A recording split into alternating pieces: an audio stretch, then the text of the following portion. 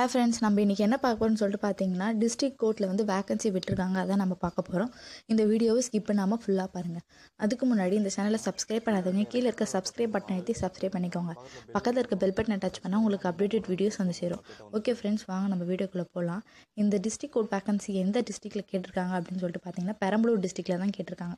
Total vacancy எவ்வளோ கேட்டிருக்காங்க அப்படின்னு சொல்லிட்டு பார்த்தீங்கன்னா 62 வேகன்சி கேட்டிருக்காங்க. இது அப்ளை பண்ணுறதுக்கு லாஸ்ட் டேட் என்னைக்கு அப்படின்னு சொல்லிட்டு கேட்டிங்கன்னா 21/1/2019 அன்றைக்கி தான் வந்து இது அப்ளை பண்ணுறதுக்கான லாஸ்ட் டேட்.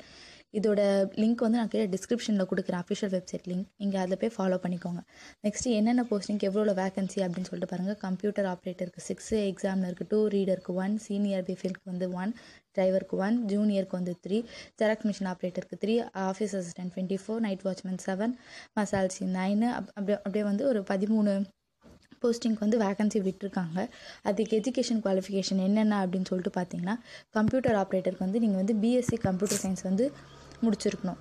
அப்படி இல்லைனா நான் பிஏ படிச்சிருக்கேன், இல்லை பிஎஸ்சியில் ஏதாவது ஒரு பிரான்ச் படிச்சிருக்கேன், இல்லை பிகாம் படிச்சிருக்கனாலும் அப்ளை பண்ணலாம்.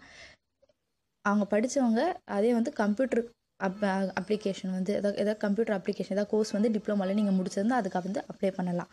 நெக்ஸ்ட் எக்ஸாம் இருக்கு பாருங்க, 10th பாஸ்ட் போதும். ரீடருக்கு 10th பாஸ்ட், அப்புறமா சீனியருக்கு வந்து 10th பாஸ்ட், டிரைவருக்கு வந்து நீங்கள் வந்து 8th முடிச்சிருக்கணும், ப்ளஸ் ஏதாவது டிரைவிங் லைசன்ஸ் வச்சுருக்கணும், ப்ளஸ் 5 years ஏதாவது ஒரு வெஹிக்கல் வந்து நீங்கள் வந்து ஓட்டியிருக்கணும் மினிமம். ஓகேவா, மினிமம் 5 years. அப்படி இருந்தால் வந்து நீங்கள் வந்து அதுக்கு வந்து அப்ளை பண்ணலாம். நெக்ஸ்ட் பாருங்கள், ஜூனியருக்கு வந்து 10th பாஸ்ட். நெக்ஸ்ட் வந்து ஜெராக்ஸ் மிஷின் ஆப்ரேட் வந்து நீங்கள் வந்து 10th பாஸ் பண்ணியிருந்தால் போதும்.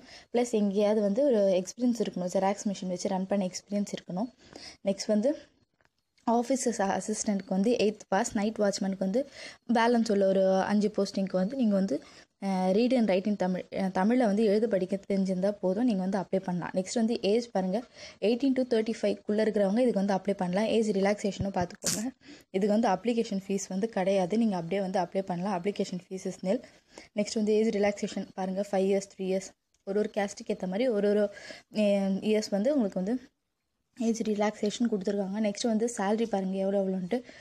கம்ப்யூட்டர் ஆப்ரேட்டர் மேக்ஸிமம் சேலரி வந்து 65,500 வரைக்கும் பர் மந்த். இது வந்து இனிஷியல் பேமெண்ட்டு அப்படின்னு சொல்லிட்டு பார்த்தீங்கன்னா 20,600. அதே மாதிரி ஒரு போஸ்டிங்க்கு வந்து ஒரு இனிஷியல் பேமெண்ட்டும் இருக்குது, ஃபைனலாக தான் மேக்ஸிமம் பேமெண்ட்டும் இருக்குது.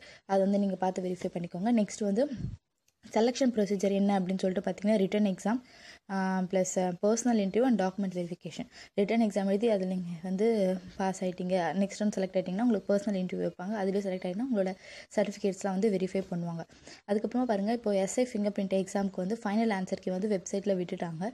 அதுக்கப்புறமா செலக்டட் கேண்டிடேட் லிஸ்ட்டும் வந்து உங்களுக்கு வந்து வெப்சைட்டில் விட்டுட்டாங்க. ஃபைனல் எல்லாமே ஓவர். நெக்ஸ்ட்டு என்னன்னு சொல்லிட்டு நீங்கள் அதை பார்த்து ஃபாலோ பண்ணிக்கோங்க. இந்த வீடியோ உங்களுக்கு பிடிச்சிருந்தால் லைக் பண்ணுங்கள், ஷேர் பண்ணுங்கள், சப்ஸ்கிரைப் பண்ணுங்கள். உங்கள் ஃப்ரெண்ட்ஸ்க்கும் ஷேர் பண்ணி விடுங்க, அவங்களுக்கும் யூஸ் ஆகட்டும். ஓகே ஃப்ரெண்ட்ஸ், தேங்க்யூ ஃபார் வாட்சிங். ஏதாவதுனா கீழே கமெண்ட் பண்ணுங்கள். தேங்க்யூ ஃபார் வாட்சிங்.